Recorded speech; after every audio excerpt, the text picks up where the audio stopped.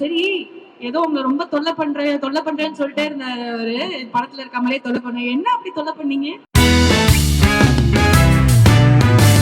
புழுதி பறக்கிற அந்த பருத்தி வீரனா இருக்கட்டும், எங்க மனசு எல்லாத்துலயும் வந்து அந்த கடைக்குட்டி சிங்கமா இருக்கட்டும், மண்ணுன்னு ஒரு காலை எடுத்து வச்சாலே நம்ம ஆளு வேற மாதிரி அப்படிங்கிற மாதிரி ஒவ்வொரு படமும் கிராமத்து கதையில அவரோட ஸ்லாங், அந்த ஸ்லாங் பிடிக்கிறது, பாடி லாங்குவேஜ், அவங்க பேசுறது, அந்த கெத்து எல்லாமே அத்தனை உழைப்பை கொட்டக்கூடிய எங்களோட கார்த்தி சார். மெய் அழகனா தஞ்சை மண்ல காலை எடுத்து வச்சிருக்காரு. மெய் அழகன்ல உங்களை சந்திக்க வராரு எங்களோட கார்த்தி சார். ஒரு வாட்டி நம்மளோட ஸ்டைல்ல அவரை வரவேற்கணுமே, இல்ல உங்களை அவரோட ஸ்டைல்ல வரவேற்க சொல்லுவாங்க. நன்றி, ரொம்ப நன்றி, ரொம்ப சந்தோஷம். 96 ஒரு படம், நம்ம எல்லாருமே ரொம்ப பாதிச்ச படம். அந்த கதை மட்டும் இல்ல, அந்த கதையை அவர் பிரசன்ட் பண்ண விதம், அதுல இருந்த இசை, அதுல இருந்த உரையாடல், அதுல ஒரு வார்த்தை தப்பா இருந்தா கூட அந்த படமே ஒர்க் ஆகாது. அப்படி இழைச்சு பண்ண ஒரு படம். அந்த படம் பார்த்துட்டு நான் பிரேம் சார்ட்ட கூப்பிட்டு நான் பேசியிருந்தேன். பியூட்டிஃபுல்லா இருந்துச்சுங்க. ஒவ்வொரு ஷார்ட்டும் மென்ஷன் பண்ணி சொல்ற மாதிரி நிறைய படங்கள்ல கிடைக்கிறது இல்ல. பெரிய வெற்றி படங்கள் கூட அது அமையறது இல்ல. பட் இந்த படத்துல இன்னைக்கு நம்ம மறக்க முடியாத ஒவ்வொரு காட்சி அவ்வளவு அழகா இருக்கும். அவர்கிட்ட கூப்பிட்டு பேசியிருந்தேன். அதுக்கப்புறம் ரொம்ப நாளுக்கு அப்புறமா நம்ம ஜெய்பீம் டைரக்டர் ஞானவேல் சொன்னாரு, எங்க உங்களுக்காக ஒரு கதை வச்சிருக்காரு, உங்கள்கிட்ட கொடுக்க மாட்டேங்கிறாரு, பயப்படுறாருன்னு மட்டும் சொன்னாரு. இப்படி ஒரு மனுஷன் எனக்கு ஒரு கதை வேற எழுதி வச்சுட்டு கொடுக்க மாட்டேங்கிறாரு. டபால் நானே மெசேஜ் போட்டேன், வேற யாருக்கும் போயிடக்கூடாது, நமக்கு வரணுங்கிறதுக்காக.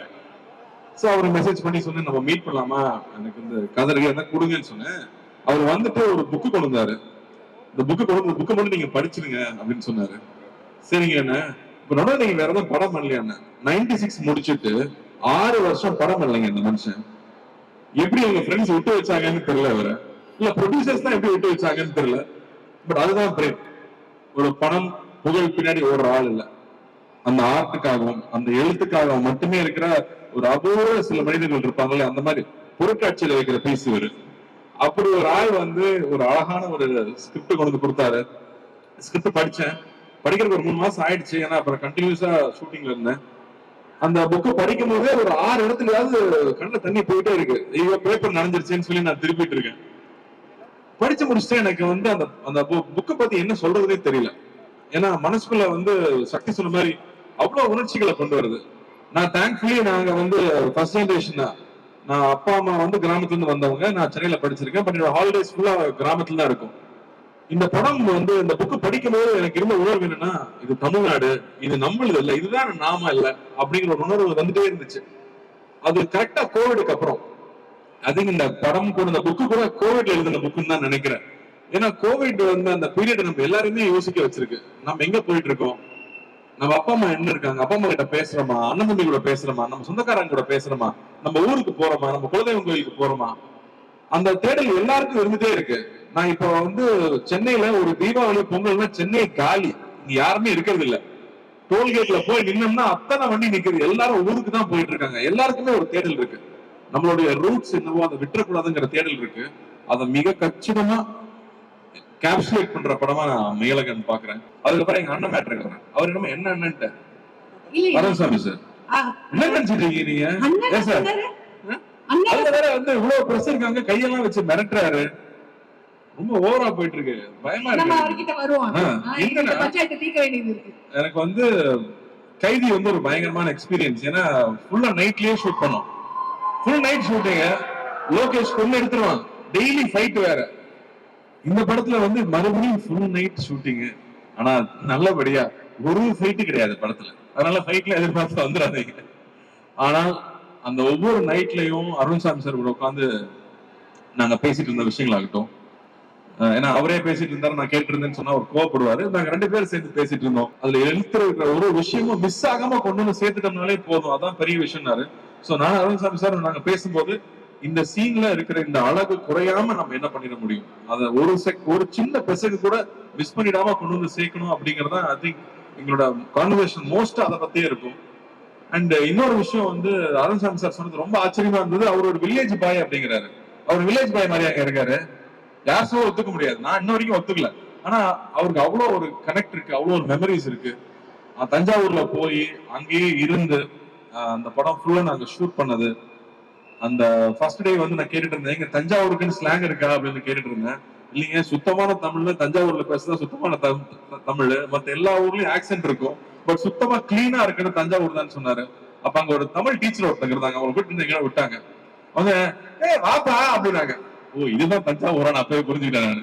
அதாவது வெள்ளந்தியா ஒரு சின்ன ஒரு பிளாக் கூட இல்லாம நம்மளை பத்தி என்ன நினைப்பாங்கன்னு யோசிக்காம அப்படி அன்பை கொட்டுறது இருக்கு இல்லையா, அது அந்த ஒரு செகண்ட்ல புரிஞ்சுது.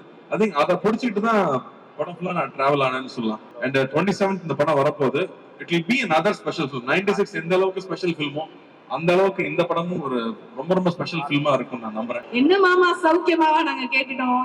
தஞ்சையில இருக்கிற அந்த எப்படி பேசுனீங்கிறது எங்களுக்கு கேட்கணும்ல. அத்தான் படம் ஃபுல்லா வந்து அருண்சாமி சார் அத்தான் பேசிய பொண்ணு கொலை எடுத்துட்டேன் நானு. அதுல ஒரு சீன்ல வந்து சாப்பிட்டு இருப்போம். அவர் பர்ஸ்ல நிறைய காசு இருக்கும். இவ்வளவு காசை யாராவது பேக்ல வைப்பாங்களா? பர்ஸ்ல தானே வைக்கணும். அவர் வேற சாப்பிட்டு இருக்காரு, அவர் எழுப்பணும். எப்படி எழுப்புறது? அதான் கொஞ்சம் சூத்தாம்பட்டியை தூக்குங்க அப்படின்னு சொல்லிட்டு பர்ஸ்ல வச்சு விடணும். அந்த வார்த்தை எனக்கே புதுசா இருந்துச்சு. இப்படிதான் பேசுவாங்களா? இல்ல எங்க ஊர்ல இப்படிதான் பேசுவாங்க அப்படின்னு சொன்னாங்க. சோ இந்த யதார்த்தம் இருக்கு இல்லையா, எந்த ஒரு ஸ்கிரீன் இல்லாம ஃபில்டர் இல்லாம, நம்ம நோ ஃபில்டர்னு போடுவோம்ல ஹேஷ்டேக்ல, அந்த மாதிரி நோ ஃபில்டர் ஜோன்ல இருக்க ஒரு கேரக்டர். நம்ம ஊர்ல பொதுவா ரொம்ப நல்லவனா இருக்கிறவன், பாசமா இருக்கிறவனை வந்து ஏமாளின்னு சொல்லிடுவோம். ஆனா அந்த மாதிரி கேரக்டர்ஸ் அவர் கிரியேட் பண்ண கேரக்டர் வந்து மத்தவங்க என்ன சொன்னாலும் தன்னோட இயல்புல இருந்து மாறாம இருக்கிற கேரக்டர் இருக்கு இல்லையா. சோ அதுதான் அந்த கேரக்டர். அது ரொம்ப பியூட்டிஃபுல்லா எழுதியிருக்காரு அவரு. சோ அதுல அவருக்கு தான் எல்லா பெருமையும். ராஜா சார் மியூசிக் இல்லாம இவர் கதை எழுத மாட்டாருன்னு நினைக்கிறேன். இந்த படத்துல இந்த மாதிரி ஒரு விஷயம் வச்சிருக்காரு. அது ரொம்ப அழகான ஒரு சிச்சுவேஷன்ல வரும். அதனால நீங்க அந்த படத்துல பார்த்தா நல்லா இருக்கும்னு நினைக்கிறேன். அண்ட் வந்து நான் கேட்டேன், ஏங்க இது வந்து above 35 இருக்கவங்க எல்லாருக்கும் ரொம்ப பிடிக்கும், 20s இருக்கிற பசங்களுக்கு பிடிக்குமா? இந்த மாதிரி ஒரு நாஸ்டாலஜிக்கான ஒரு கதை பிடிக்குமான்னு கேட்டா, இல்லைங்க நான் ஃப்ரெண்ட்ஸ் கிட்ட சின்ன சின்ன பசங்க வந்து படிக்க ஆரம்பிச்சேன். அட பாவிங்களா, நீங்க இவ்வளவு சந்தோஷமா வாழ்ந்துருக்கீங்களா? நான் என்னமோ போனுக்குள்ளேயே இருக்கோம், எங்களுக்கு இந்த அவுட்டோர் லைஃபே தெரியல அப்படின்னு சொன்னாங்க. இந்த மாதிரி சொந்தங்கள் இருக்குன்னு தெரியலன்னு சொன்னாங்க. ஏன்னா இங்க எல்லாருமே சிங்கிள் சைல்ட் ஆயிடுச்சு. சோ அப்ப அத்தை மாமா சித்தப்பாங்கிற அந்த சொந்தங்களும் இல்லாம போயிடுது, கசின்ஸ்ங்கிற விஷயமே இல்லாம போயிடுது இல்லையா. சோ அப்படி இருக்கும்போது அவங்களுக்குமே இது ரொம்ப புது எக்ஸ்பீரியன்ஸா இருக்கும்னு நான் நம்புறேன். அண்ட் சரி, ஏதோ உங்க ரொம்ப தொல்லை பண்றேன்னு சொல்லிட்டே இருந்தாரு படத்துல இருக்க மாதிரியே தொல்லை பண்ண. என்ன அப்படி தொல்லை பண்ணீங்க? என்னங்க, நைட் ஷூட்டிங் போயிட்டு வருவோம். நைட் ஷூட்டிங் போயிட்டு வெறும் வயிற்றுல தூங்க முடியுமா? தூங்க முடியாது. காலைல சாப்பிடணும். இவர் தூங்குறேன் பாரு. அப்புறம் காலைல எழுப்பி வாங்க சார் சாப்பிட போலான்னு சொல்லி சாப்பிட்டு போய் தூங்க வச்சிருவேன். அதுப்பா கரெக்டா 1 மணிக்கு எனக்கு பஸ், அவர் தூங்கிட்டு இருப்பாரு. திரும்ப 1 மணிக்கு எழுப்பி வாங்க லஞ்ச் கம்பெனி கொடுங்கன்னு கூட்டிட்டு போவேன். இந்த மாதிரி சின்ன சின்ன தொல்லைகள் தான். 1 மணிக்கு ஒரு மனுஷனை தூக்கத்துல இருந்து எழுப்பிட்டு சாப்பிடறதுக்கு அப்படின்ற இல்லைங்க. இந்த படத்துல அட்வான்டேஜ் என்னன்னா சாங் ஃபைட் இந்த பிரச்சனை எல்லாம் இல்ல. சோ டயட்லாம் இருக்கணும்னு அவசியம் இல்ல. காரைக்குடியில வேற தங்கி இருக்கோம், சாப்பாட்டுக்கு சொல்ல வேணுமா? அதனால 2 பேருமே ஃபுடீஸ், ரொம்ப என்ஜாய் பண்ணிருக்கோம்.